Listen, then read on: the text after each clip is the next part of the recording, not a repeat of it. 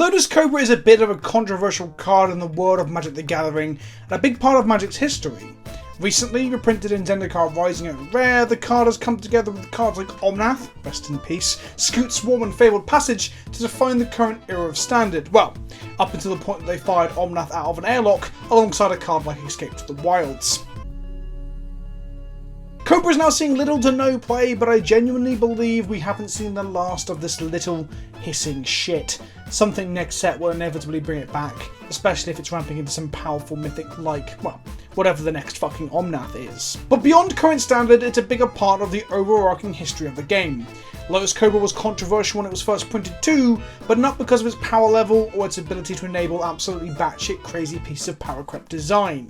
Fuck you, Omnath. It was originally released in the OG Zendikar set back in the mystical before time known as 2008. This was before we even knew what Eldrazi were, let alone them returning in Zendikar 2 to literally shitfuck multiple formats into pieces in a period known only as Eldrazi Winter.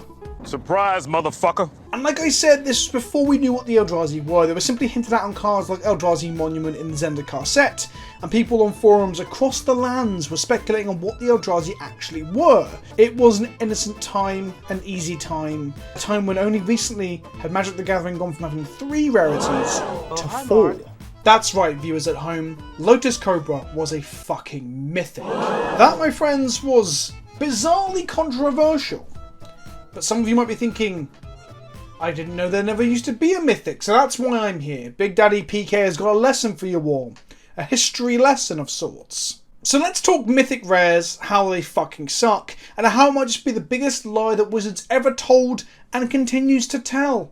That's right, the title of this video is kind of extreme, but welcome to YouTube. But first, these little plastic men and this, well, boxes of designer cardboard that both feel a lot like drugs, honestly. These things aren't going to buy themselves. That's right, this is an ad plug.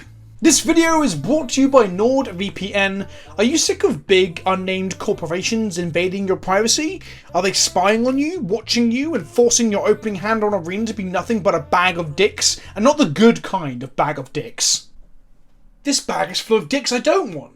NordVPN helps to hide your internet traffic from your service provider and protect your identity online, which stops shadowy cabals from, getting your information and fucking with your drawers on Modo or Arena, or at least I think it does. But even if it doesn't do that, it actually has a lot of added utility that I've been using recently. I decided to downsize my Blu-ray collection, and by downsize I mean get rid of all of it so I can have more space for, well, hobby stuff. But anyway, it felt weird to take some of my favourite films and throw them into a bag where they would get shipped off and sold, and it was kind of sad, like a betrayal. So my wife and I were checking on what streaming services we could watch some of these movies, and unfortunately some of my favourites, in this case Battle Royale and Cloud Atlas, weren't available on UK streaming services.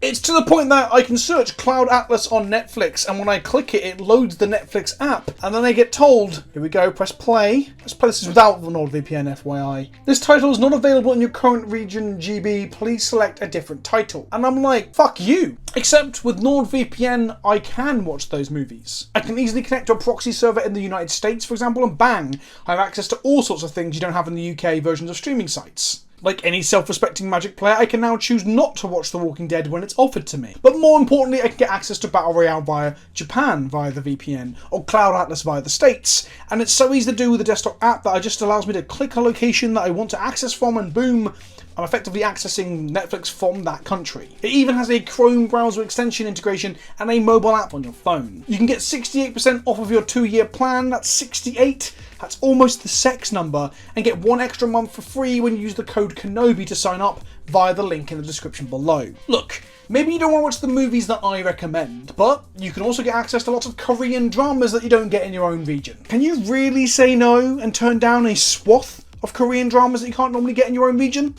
Or look, there's The Walking Dead if you really hate magic. Either way, NordVPN is offering 68% off of a 2-year plan right now, and you can get that extra month, like I said. In addition to that, by supporting the channel, while supporting the channel, via the link in the description below.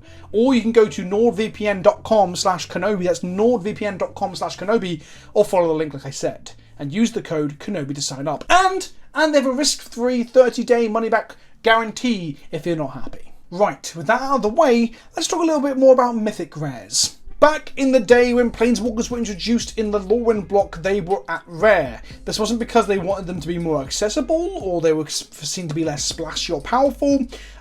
It's because, well, Mythic Rare didn't exist prior to the Shards of Alara block that came a little bit later. In the article The Year of Living Changerously by Mark Rosewater, which, by the way, might literally have the worst article title I have ever read. I love you, Mark, and I appreciate your enthusiasm and your passion for the game, but that title was so bad that I cringed so hard my nipples bled. It might be the most dad joke article title I have ever seen. It's so bad it's almost good. In the article, Mark says, "We came to realise that we don't have the luxury of defining Magic solely against itself. The trading card game genre has created some standards that evolved from decisions made after Magic's creation, Rarity being one of the best examples. The idea of a TCG with only 3 rarities is antiquated. Before I get letters, I do understand that technically Basic Land is a 4th rarity, but these discussions I am not going to count it. Magic is the only major trading card game currently printed with only 3 rarities. If we want to stay competitive and attracting new players, we have to keep up with industry standards." So, according to this article that Mark Rosewater wrote, the number of rarities is what makes a game attractive to an audience. If that isn't a company saying, do you like gambling, kids? Then I don't know what is. But this video isn't here to shit on an article from like over a decade ago, or its wording, so let's move on. Mythic Rares are simply rarer rares, if you didn't know. Approximately 1 in every 8 packs will replace the normal rare with a Mythic Rare. A Mythic Rare is designed to be, and I quote, "something that feels very special and unique." They explicitly stated that, and still hold to the idea that, the Mythics will not be a list of each set's most powerful tournament level cards. All of these quotes from the same article. And to be honest, we saw this immediately with Shards of Alara. We saw Prince of Thralls compared to Cruel Ultimatum. When you look at Prince of Thralls, you see a card that is basically a big, exciting, splashy mythic, the kind of thing you want to shoehorn into one of your first EDH decks, and then it turns out to be fucking garbage. But I love this card. Whilst Cruel Ultimatum, which went on to be a huge tournament staple, an incredibly powerful spell, and quite splashy too, if you ask me, maintained being a rare, and the ultimatums from Ikoria followed suit, they're all rares too.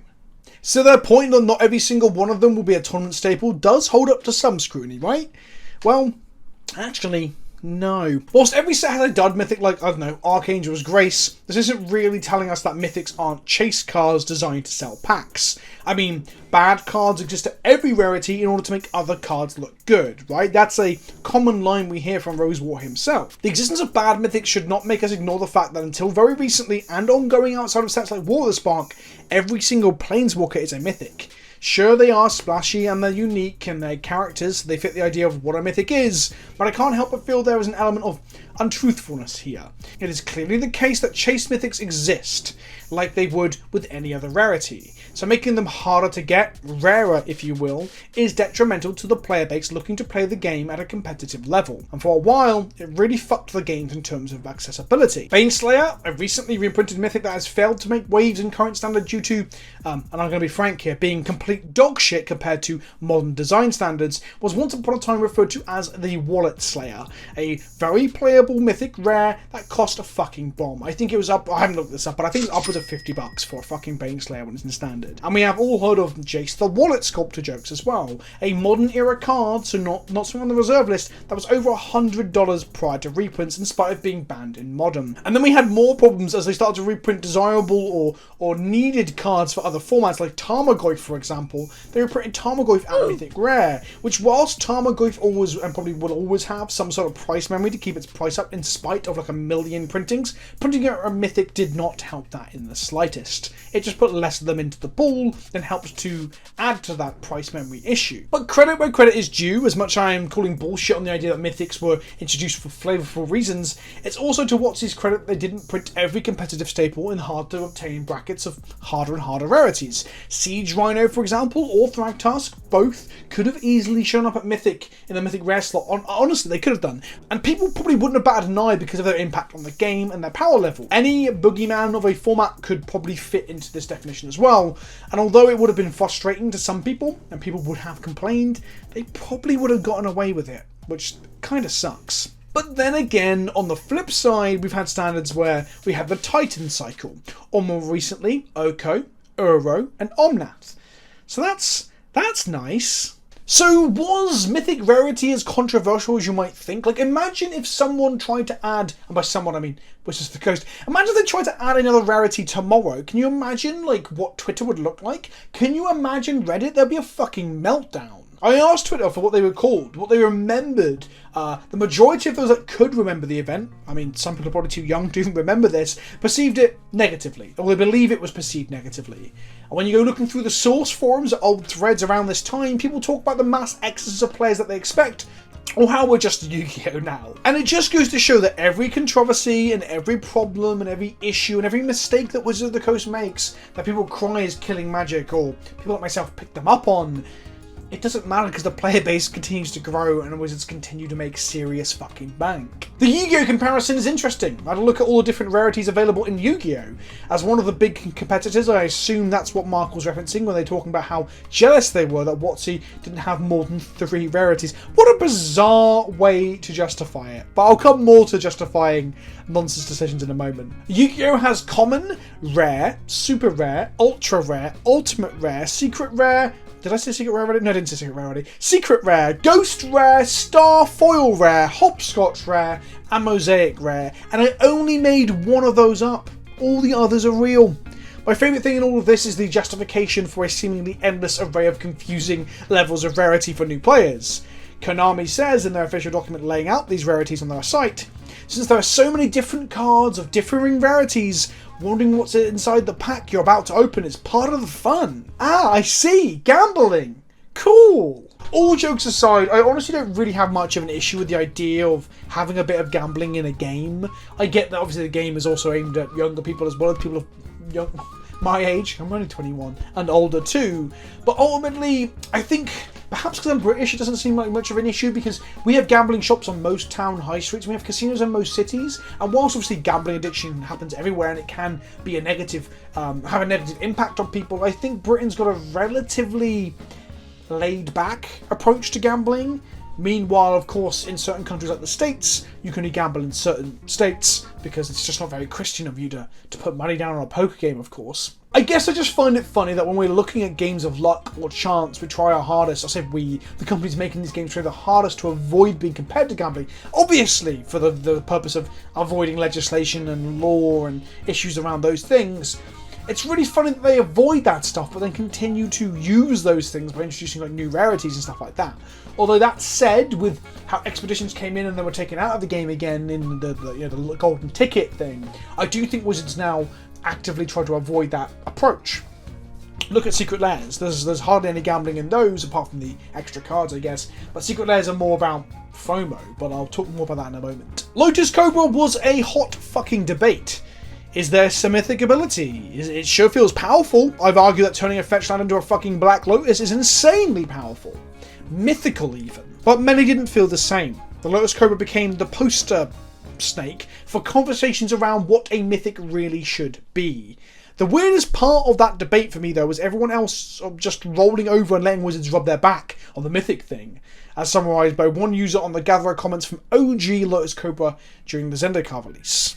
Yes, this is a good card, insanely good, but the problem is it doesn't go thud when it hits the table. And that is what a mythic card should do. Take the Planeswalkers for example. When was the last time someone said when a Garruk or Elspeth hit the table? Back then they hadn't had some bad Garruks, but I get their point. Mythic should be game changing. Put your opponent either into scoop phase or on a tight clock. This does neither. All it can do is power out some combo or turn or two earlier. I'm not saying that it's bad. I like green and massive mana ramp, and the problem is that this mono green's only mythic rare, not including the green Planeswalker. It's seriously lacking in power. Its best cards only help other cards get played sooner. Wherever you are, Dingo777, I just want to say that you might have been the harbinger for modern design. You were complaining that mythics from green weren't good enough, and that mythics should take your opponent to the scoop phase. If you're still playing, Dingo, you got your wish, buddy. I bet you fucking love modern design. So Cobra was considered not flashy, splashy enough. It also ended up, in spite of being printed into standard with the dreaded fetch lands, not a whole lot of splashing standard from the Cobra. Eventually it got reprinted at Rare in Iconic Masters, which was almost poetic in some ways. Perhaps Mark Rosewater got his way with regards to the card. On Mark's Tumblr, where he often fields in response to age-old questions around Magic and grievances from the community, in 2016, that's right, many years later, but in 2016, 7 years after the card, or 8 years after the card had been printed, a user by the name of No One Expects the Inquisition asked, why is Lotus Cobra a mythic rare when it's a utility card? Shouldn't it at most be rare? Mark goes on to explain that firstly, it isn't a utility card, it's more of a build-around card, an engine, which is an interesting distinction that I'm not entirely sure I agree with, but that's not the point of this video. But more importantly, or interestingly, he says that he fought for it to be rare. And this brings me to my first of 2 points to why I'm talking about mythic rares today. I mean, some of you are probably thinking, oh, it's been 12 years, Vince. What the fuck are you on about? All you care about is clicks, Vince, you fuck! And that's true, I do care about clicks, because that's my job.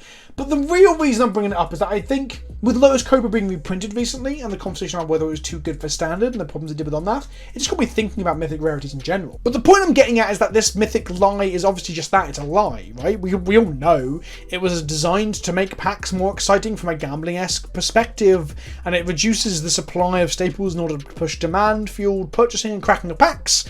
But I often doubt that the strategies are thought up or fueled by those at Wizards that love the game and have been designing the cards for the game. I truly believe that Mark fought against this card being mythic. I can, with tinfoil hat on my head, see a world where an executive or higher up with a base level understanding of the game, or perhaps, fuck it, even no understanding of the game, looks at the future league data or looks at a document touting which cards the designers think or expect to see play. They see a sentence saying something along the lines of Lotus Cobra plus fetch land equals results, and they point, they jab a fat little finger at the page, and they shout, make mythic. We can't make lands mythic, sir, we promised, replies the designer, and the corporate overlord cackles. Then make the fucking snake mythic, Mark. Of course, maybe I'm being a little bit far-fetched, or perhaps I have too much faith in the people at the company that enjoy and love this game and make this game. But think about things like the lack of reprinting of cards we need, like fetch lands, for example. Think of the way that secret layers have been implemented. I fully believe that there is probably someone at the company who loves The Walking Dead and put a lot of time and energy into designing those cards and love those cards, and that's cool. But I think the fact that they're black border now, and the fact that they were sold in the way that they're being sold, which is mechanically unique, limited time mail order from the company, those are not choices that the designers are making. Those are choices from on high. And the same goes for the fetch lands, like I said. It's on high that they want to keep an element of reprint equity. They want to keep a gold standard of cards that are expensive because it's part of the allure of Magic to many consumers, and that's all they really want to do, right, is keep consumers enfranchised and trusting in the product. And this brings me to my second point, a more vague point. I think the introduction of Mythic Rarity, the reaction, the controversy around Cobra, all of this is super interesting in the sense that it gives me some perspective on current ongoing controversies. Everyone is crying and shouting that the game is suffering or dying or that Wizards are making mistakes, but will I just be laughing and making a history video about this event in 12 years time, or will the next wave of content creators be doing so through the medium of dance or whatever it is that they use on TikTok 2.0 that makes me feel like an old fucking man? And further to that, we can kind of learn from previous mistakes or from history itself. I mean, Wizards of the Coast arguably have in downshifting Cobra. Although I imagine if Cobra was absolutely fucking nonsense first time around in Standard, either A, it wouldn't have got a reprint because it would have kept some sort of price memory, or B, it would have been reprinted at Mythic, but that's not the point. I think perhaps they've learnt enough that adding new rarities to boosters doesn't necessarily improve public relations. That's definitely not the case.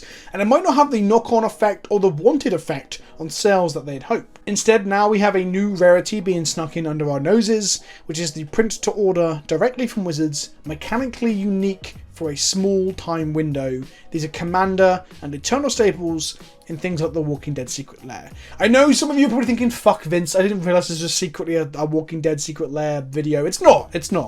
But I'm just saying, people are fucking mad, but once the anger dies down, that's where we're at. A whole new rarity, but instead of hedging their bets on a gambling hit of pure chance from their audience, the predatory practice here being utilised is FOMO, the fear of missing out.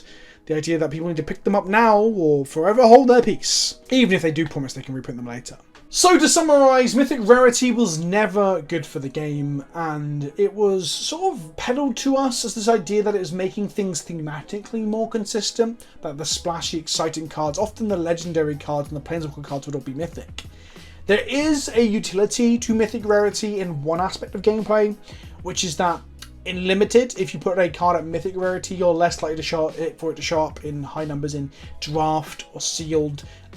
However, on a large enough sample size, you still see people like winning events with Mythics, like Sealed pools at GPs, just dragging you to day 2 because you opened several Mythics. There's also stories, I don't know how if they can be proven, but there were stories of people opening Masterpieces, which were like super duper Mythics, right? Masterpieces, which were then dragging them to day 2 of GPs as well, because when you got a Soul Ring and a Sword of Fire and Ice in your limited pool, you're probably going to fuck shit up. But in short, it makes cards more expensive and harder to source, and it creates a barrier to entry, or at least heightens the barrier to entry, and I think that's one of Magic's biggest faults. It was a lie to hide a marketing decision in plain sight, and it still goes on today, and I think they're still doing that today. Look at them trying to explain away the Fetchland Ultimate Edition thing. It's just... you just know that people are straining to explain the decisions of a corporate entity. Just keep it in mind as they release more and more limited run products and exclusives in future. I hope you found this video interesting, informative, a trip down memory lane if you know all this stuff already. I wasn't coming into this with a big point. I just have always disliked Mythic Rarity, and I wanted to do a video about it eventually. I thought about doing a video on Mythic Rarities like 2 or 3 years ago, and just always put it on the back burner, So here it is. Lotus Cobra inspired me to talk about the history of the Mythic Rare. Let me know what you think in the comment section below. Tell me if you like Mythic Rarities, dislike them, or if you think I missed out a key or vital point. And don't forget, there is a link in the description below for NordVPN where you can get 68% off of a 2-year plan, and you can use the code KENOBI, K-E-N-O-B-I, all capitals, all the link, to go and watch Cloud Atlas on Netflix. In the meantime, be good to one another, hit that subscribe button, don't forget to like the video, and I'll see you all soon. Ta-ta for now.